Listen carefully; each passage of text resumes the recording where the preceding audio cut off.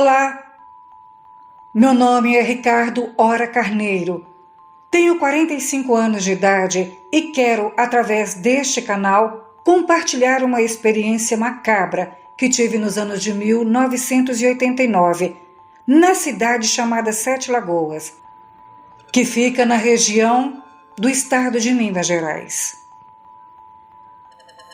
Tinha tudo para ser mais uma noite comum como tantas outras, pois na nossa rua, quando escurecia, a meninada toda se reunia para brincar, pois naquele tempo a tecnologia era mínima. Uns poucos possuíam um Atari, mas celular? Internet? Nem sonhávamos que poderia existir. Portanto, a rua era o nosso lugar de brincar. A nossa brincadeira favorita era de esconde-esconde. Eu, por ser pequeno e magricelo, sempre fui um dos melhores, pois eu conseguia me enfiar em locais que os outros não cabiam, e com isso era o último a ser encontrado. Naquela noite, eu e um amigo chamado Mateus, que morava em uma casa vizinha minha, resolvemos quebrar uma regra e nos esconder em uma casa antiga que ficava além da cerca, no final da rua, dentro de uma área de mata. Para chegar até a casa, a gente tinha que, além de saltar a cerca de arame, atravessar um matagal por uma trilha de mais ou menos uns 200 metros de comprimento e, finalmente, chegar em frente à casa. Quando nós chegamos em frente à antiga casa, no meio daquela escuridão, eu senti um arrepio. Tive uma sensação ruim de que algo poderia acontecer. E uma voz falou dentro de mim que era melhor voltar e não entrar naquela casa. Nós dois ficamos embaixo de uma árvore bem grande que tinha na lateral e depois de alguns minutos ouvimos passos e vozes vindo em nossa direção. Imaginei que fossem meus amigos nos procurando. Naquela hora, Mateus falou que era melhor que a gente se escondesse em cima da árvore ou dentro da casa. Eu preferi subir na árvore e logo após subirmos, os barulhos de passos se aproximaram rapidamente de onde a gente estava. Mas, para nossa surpresa ou espanto, os barulhos vinham de uma outra estrada e não da trilha. E quando conseguimos ver quem estava chegando na casa, constatamos que não se tratava de nenhum dos nossos amigos.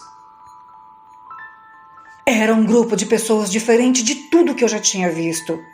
Sinceramente, parecia que eles tinham saído de um livro de terror. Aquelas pessoas eram muito estranhas. Pela forma que eles caminhavam, pareciam estar em transe ou algo deste tipo, pois entoavam algumas palavras que se repetiam por várias vezes, em uma linguagem totalmente desconhecida. Mas graças a Deus, eles não perceberam que Mateus e eu estávamos escondidos na árvore. Passaram direto e foram entrando na casa, um a um. Quando não tinha mais nenhum deles do lado de fora, eu não pensei duas vezes. Desci rapidamente de cima da árvore e saí correndo junto com Mateus para nossa rua. Chegamos lá ofegantes, com o coração acelerado e com a adrenalina lá em cima. Falamos com os nossos amigos o que Mateus e eu acabaram de ver na casa velha do bosque. Foi então que um dos meninos que estavam brincando conosco, chamado Cristiano, teve a infeliz ideia de ir até a casa investigar o que estava acontecendo e quem eram aquelas pessoas. Quando se tem 12 anos de idade, nenhum menino quer pagar de medroso ou covarde. Por isso, mesmo morrendo de medo, eu falei que se a turma fosse, eu também iria. Então, pegamos algumas lanternas. Um dos meninos pegou um facão, outro uma faca de pesca do pai dele que lembrava a faca do Rambo, e fomos de volta para casa onde tínhamos visto aquelas pessoas. O combinado era não falar nada com os nossos pais, até mesmo porque a casa onde nós iríamos ficava dentro de uma área particular, e caso nossos pais soubessem, a surra era certa. Depois de alguns minutos, chegamos novamente perto da casa e quando nos aproximamos, vimos que não havia nenhuma luz acesa ou qualquer sinal que alguém estivesse lá dentro. Por isso, eles começaram a falar que tanto eu quanto Mateus estávamos inventando aquela história. Mas como a gente já estava a poucos metros da casa, o Cristiano propôs que entrássemos para ver o que havia lá dentro.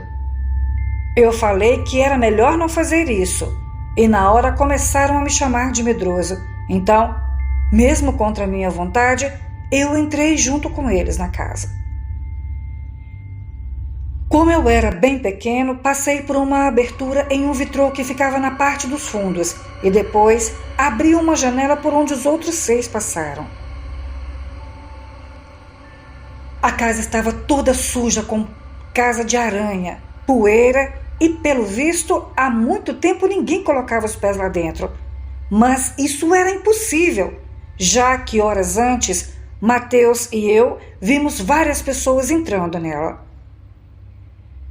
Na sala da casa havia uma escadaria que levava para o primeiro andar. Fomos subindo com cuidado, pois a cada passo a madeira rangia, estalava como se fosse quebrar devido ao nosso peso. No andar de cima tinha um corredor comprido, cheio de quadros antigos pintado em preto e branco. Porém, quando eu passei por um deles, tive a nítida sensação que uma das figuras se moveu. Eu dei um grito muito alto e as minhas pernas amoleceram. Sentei no chão e comecei a sentir falta de ar. Meus amigos não entenderam o que tinha acontecido, mas quando foram me levantar para sairmos de lá, escutamos vários passos que vinham do andar de baixo. Quando Cristiano correu para a porta da escadaria, viu que no começo dela, na parte de baixo, tinha uma sombra parada, olhando para ele. Então, ele focalizou com a lanterna e viu como se fosse uma pessoa, porém, era feita de fumaça que se dissipou no ar. Ele voltou correndo para o final do corredor, gritando de medo sem saber o que fazer. Eu ainda não conseguia caminhar, mas na hora do desespero, cada um foi para um quarto e eu fiquei lá, caído no chão. Consegui reunir minhas forças, levantei e entrei em uma porta que levou para um banheiro velho. Eu me tranquei lá dentro e como uma das lanternas tinha ficado no corredor, ela iluminou parcialmente o ambiente e com isso foi possível ver através do buraco da fechadura que de dentro dos quadros saía um tipo de fumaça esbranquiçada que cobriu todo o corredor. Aquilo foi assustador. Eu segurei o choro, não movia um músculo e conseguia ouvir até as batidas do meu coração, que naquela hora estava muito rápido, ao ponto que eu comecei a ficar zonzo. Mas o pior ainda estava por vir, pois aos poucos a fumaça que saiu dos quadros foram se materializando, assumindo forma física e aparência de pessoas. E neste momento eu fui para o fundo do banheiro. Sentei no chão e coloquei a cabeça entre os joelhos. A partir daquele momento, eu comecei a ouvir vozes e sons como se o corredor estivesse com várias pessoas andando de um lado para o outro, pois era possível ouvir os barulhos dos saltos e solados dos sapatos sobre o assoalho de madeira. Mas depois de alguns minutos, eles foram se afastando, como se estivessem descendo a escadaria da casa. De repente, tudo ficou no mais absoluto silêncio. Então, vagarosamente abri a porta, vi a lanterna caída no chão e, para não fazer barulho, saí nas portas chamando por meus amigos, mas não encontrei nenhum deles. Me enchi de coragem e fui descer a escadaria. Iluminei o caminho com a lanterna, mas quando cheguei no andar de baixo, era como se eu estivesse em outro local, enorme, bem maior que a casa que eu havia entrado. Por mais que eu tentasse, não conseguia encontrar a saída.